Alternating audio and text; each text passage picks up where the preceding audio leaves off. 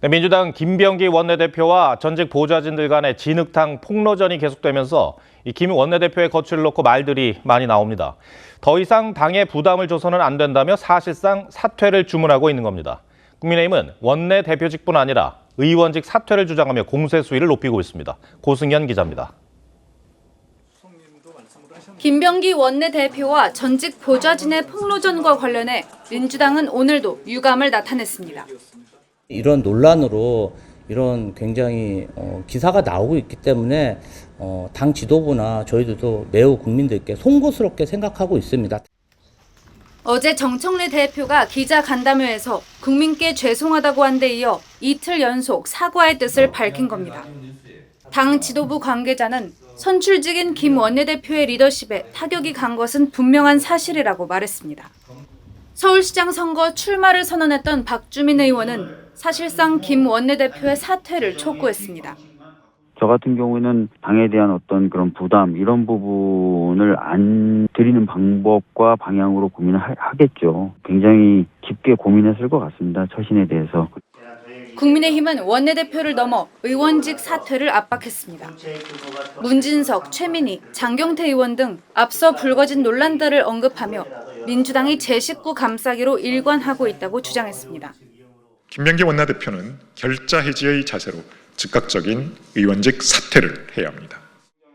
권력에 취하면 이성적 판단이 안 된다. 도덕성이 부족한 인물들이 자리를 대신해온 결과라는 등 의원들의 개별적인 공세도 이어졌습니다. 김 대표는 오는 30일 사실관계에 대한 해명과 함께 자신의 거취와 관련된 입장을 표명할 것으로 알려졌습니다. TV조선 고승현입니다. 시간이 지날수록 민주당 김병기 원내대표에 대한 사퇴 압박이 당 안팎에서 상당히 거세지고 있습니다. 뉴스더 오늘은 정치부 한성훈 기자와 더 짚어보겠습니다.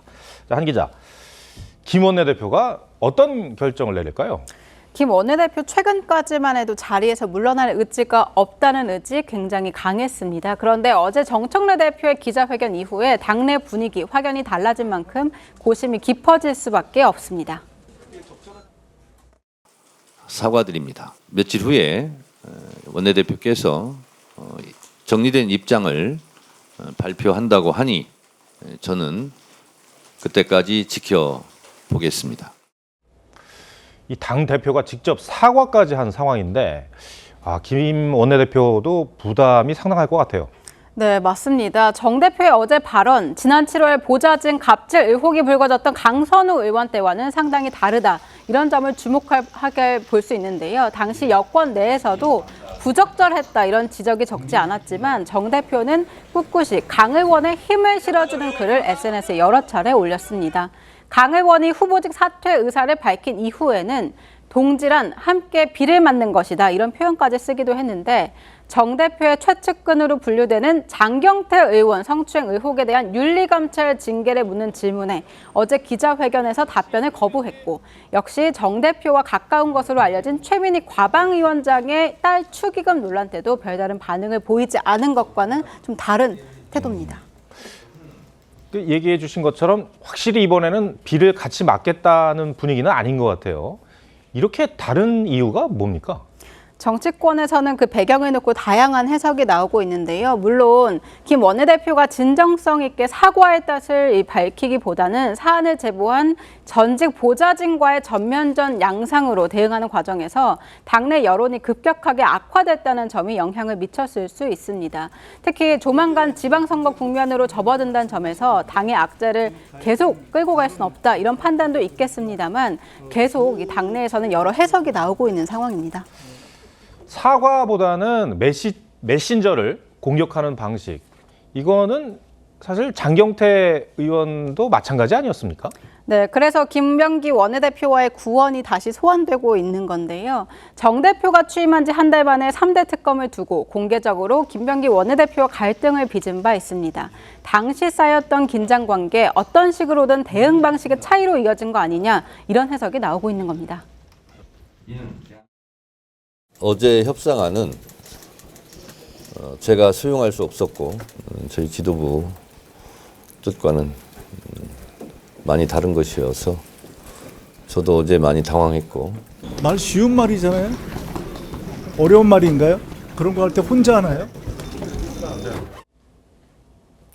반면 장경태 의원은 정청래 대표의 왼팔이다 이런 수식어가 붙을 정도로 최측근 의원입니다.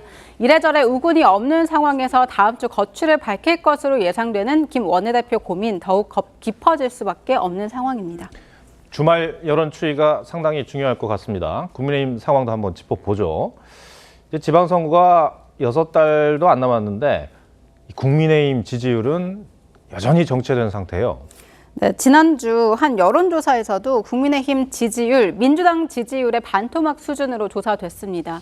특히 최근 2주 사이에 보수 핵심 지역인 TK 지역에서도 지지율이 40%에서 19%로 급락하면서 중도층뿐 아니라 핵심 지지층까지 이탈할 조짐을 보이고 있다는 게 더 큰 문제로 지적되고 있습니다. 그렇죠. 이 장동혁 대표가 연일 쇄신하겠다라고 밝히는 것도 다 이런 위기감 때문일 텐데 실제로 구체적인 움직임이 있습니까?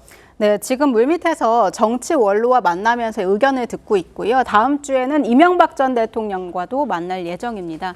당내 통합의 시금석으로 꼽히는 한동훈 전 대표와의 갈등 문제 여전히 풀어야 할 숙제인데요. 헌정사상 최초로 24시간 필리버스터 이후에 한동훈 전 대표가 노고가 많으셨다 이렇게 손을 내밀었지만 장동혁 대표는 연대를 논하기엔 시기상조다 이렇게 선을 그은 바 있습니다. 하지만 국민의힘 관계자들 취재를 해봤더니 장 대표가 지방선거 승리를 위해서는 특정 인사를 배제하는 방식으로 가서 안 된다 이런 생각을 가진 건 분명하다고 말했습니다. 한 전 대표의 당원 게시판 논란 조사 결과 당초 예상과 달리 지금 좀 늦어지고 있는데 일종의 변화의 시그널 아니냐 이렇게 해석하는 시각도 있습니다. 네, 한성훈 기자 잘 들었습니다.